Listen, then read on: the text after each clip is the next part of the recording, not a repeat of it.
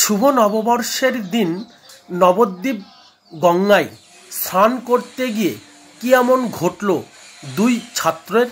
পরিবারের লোকজন খোঁজাখুঁজি করার পরেও তাদেরকে উদ্ধার না করতে পারায় বিপর্যয় মোকাবেলা বাহিনীকে খবর দেওয়া হয়।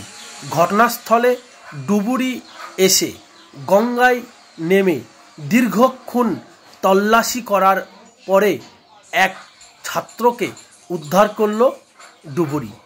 পরিবারের লোকজন সেই বিষয়ে কি জানাচ্ছেন শুনুন তিনার বাবার মুখ থেকেই। বছরের প্রথম দিনেই গঙ্গায় বিপত্তি ঘটল।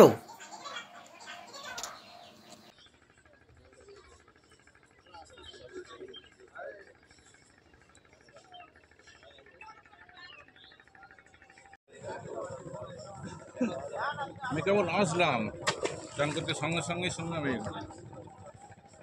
আর এখানে ওই ঘাটটা যেন, ও ঘাটটাতে জল কম ছিল, এ ঘাটে হেবে আমি অনেকক্ষণ ডুব।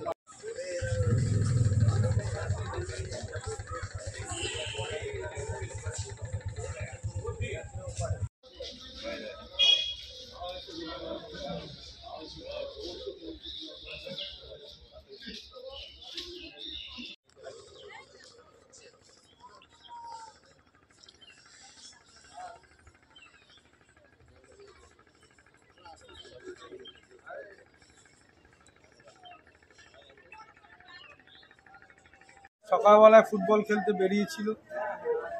ফুটবল খেলতে যেরকম যায়, স্কুল ছুটি থাকলে বা প্রাইভেট না থাকলে সকালে একটু ফুটবল খেলতে যায় বন্ধুরা, এক ঘন্টা খেলে আবার চলে আসে। আজকেও সেরকমভাবে বাড়ি থেকে বেরোনোর পরে ও ফুটবল খেলছে। আমি ভাবছি, আমি ওকে বললাম আমি গঙ্গায় স্নান করতে যাব, তোকে নিয়ে যাবো, তাড়াতাড়ি আসবে।